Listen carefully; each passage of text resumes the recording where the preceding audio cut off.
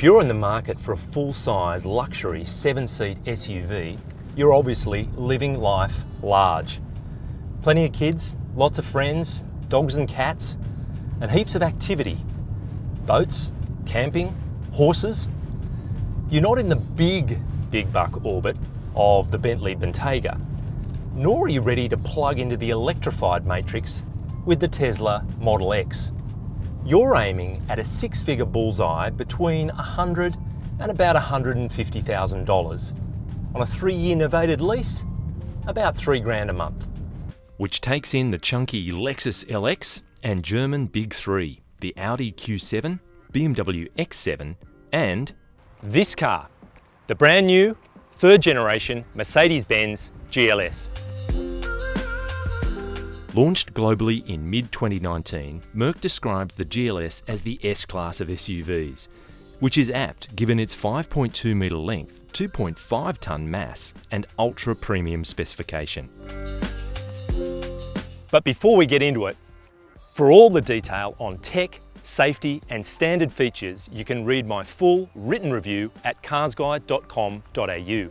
And if you enjoy this video, make sure to give it a like and hit subscribe so you can stay on top of all our latest videos. The GLS launches in Australia with two models, the turbo petrol GLS 450 4MATIC at just under 150k before on-road costs, and the turbo diesel GLS 400D 4MATIC at just over 150k. As mentioned, the GLS is big, a step up from the already substantial model that it replaces. It's been built with the US market in mind. In fact, it's produced in Tuscaloosa, Alabama. It's more than 5 metres long, 2 metres wide, and a bit over 1.8 metres high.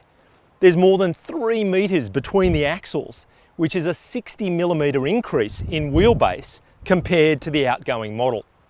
And despite the size of the canvas, the Benz design team has managed to make the GLS look like a modern Merc. Signature elements include obvious ones like the slatted grille and a couple of three-pointed stars on the nose. But there's also the carefully chiselled twin power dome bonnet, scowling LED headlights, and vents to aid front brake cooling and smooth aero performance around the front of the car. This big beast's off-road intent is hinted at via these extensions over the wheel arches, and standard rims underneath them are 21-inch. These are optional 22s, and the fact that they look right-sized for this car speaks volumes about its scale. The racy AMG line package is standard, and a recess and pronounced character line tightening the lower waistline is a familiar Merc treatment. Plus, alloy roof rails toughen the look while dialing up practicality. The rear of the car is relatively plain, borderline generic. The only whiff of distinct design personality is delivered courtesy of these tapered LED taillights. Before diving into the interior, it's important to point out that this car is loaded. The S-Class of SUVs, remember? We could make a 3-hour docudrama detailing the safety tech, performance features and luxury equipment poured into the new GLS. Leather everywhere, electric everything, more speakers than you can poke a stick at, and 64 ambient lighting colours. The list goes on and on. Like we said earlier, for the detail on all of that, go to my written review at carsguide.com.au. Here we'll be focusing on design, usability and practicality. The driver and front passenger are presented with this sweeping dashboard design, dominated by twin 12.3-inch digital screens. The centre one manages the Mercedes MBUX media system, covering navigation, phone integration, audio and more, as well as the Hey Mercedes voice control. The one on the right in front of the driver is more about instrumentation, with a small section in the centre able to mirror some of the functions available in the main screen. The overall feel is simple and restrained, yet massively confident, with a subtle colour palette, large squared off elements defined by brushed metal finishes, and an obvious, intense attention to detail, from the haptic controls to the beautifully finished multifunction steering wheel. But there are another 2 rows of seats back there, so let's check out what's available for the rest of the family. No surprise, there's copious amounts of space in this second row, every millimetre the SUV limo. I'm able to sit behind the driver's seat, set for my 183 centimetre position, with heaps of headroom and lots of legroom, and depending on negotiation with those in the third row, an extra 10 centimetres of travel to open up even more space. And in the back here, this centre fold-down armrest has a little lidded oddments tray, plus a couple of pop-out cup holders, and bins with receptacles in the door big enough for large bottles. There are netted pockets in the back here. There are 2 zones of climate control just for this second row. USB connection, 3 across the back is a breeze. The kids, rather than saying, "Are we there yet?" they're going to be disappointed when you arrive.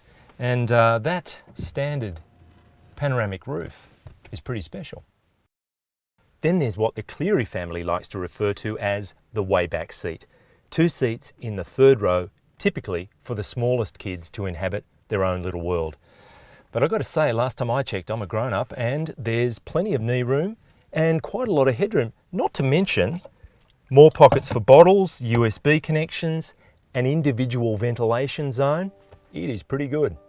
And the standard Burmester audio system includes an in-car communication function that subtly amplifies the driver and front passengers' voices for those in the third row. Sheer genius. With all seats upright, cargo capacity is enough for a 7-person day trip. Press the button to fold all or part of the third row down, and your options expand substantially. And with the second row lowered, transportation of a full 3-ring circus is on the cards, and overall, more space than the arch-enemy BMW X7. Plus, the ability to lower the rear of the car by 50 millimetres makes loading and unloading heavy objects that much easier. And there's a single button that allows you to drop all of the second and third row seats in one go. So, plenty of space to hold people and their things in a beautifully crafted interior. But what about putting it all in motion?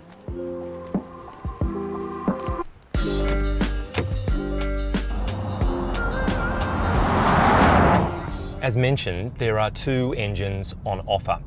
3-litre inline 6-cylinder turbo petrol in the 450 and an inline 6-cylinder 2.9-litre turbo diesel in the 400D, the car we're focusing on today.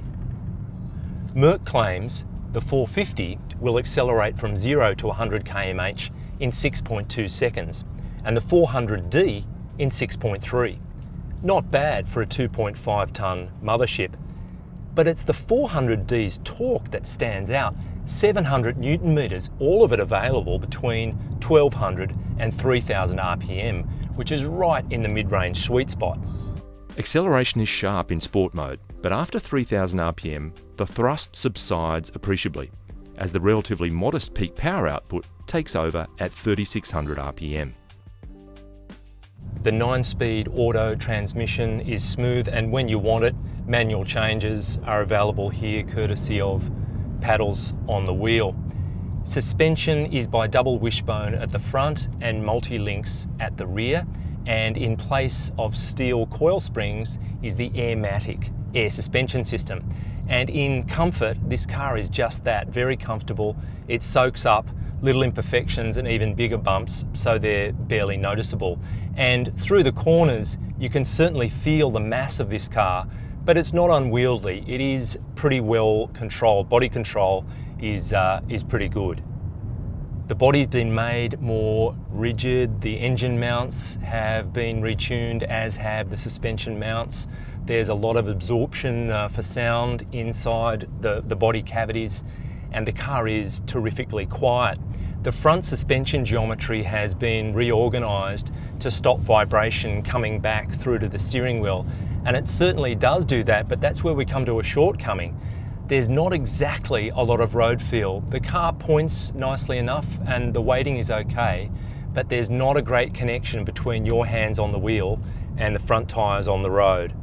The optional 22-inch rims on the 400D that we're driving today are shod with fat Continental rubber, and we took a deep breath and pushed through some sweeping corners, and we found that the car grips pretty hard, and the 4MATIC all-wheel drive system shuffles drive front to rear axle seamlessly, and the car remains well under control despite its substantial mass. One thing worth calling out is these front seats, just in terms of their overall design, they're extremely comfortable. And then you add in massage functions, heating, cooling, side bolsters that can grip you like a vice. They are really something special. The brakes, when you're talking about a large vehicle like this weighing in at 2.5 tons, often towing something, you want to make sure that it can wash off speed effectively. And there are big ventilated discs all around. The pedal is really nice and progressive, and you squeeze hard and the speed washes off beautifully. It really does inspire confidence. The braking is great. We stayed on the bitumen because, let's face it, that's where this car will spend 99.9% of its time, with the exceptions of the boat ramp, a ski weekend or pony club. But for those special occasions, the 4MATIC system will vary drive across the front and rear axles depending on conditions. Then the optional off-road engineering package adds a low-range transfer case, interaxle locking, hill descent control and underbody armour for more serious work. At the time of this launch drive, the GLS hadn't been safety assessed by ANCAP, but you could make a small wager, like every single penny that you have, that it will end up with a 5-star safety assessment. Claimed combined cycle fuel economy for the GLS 450 is 9.2 litres per 100 kilometres. The more frugal GLS 400D trimming that to 7.7 litres per 100 kilometres.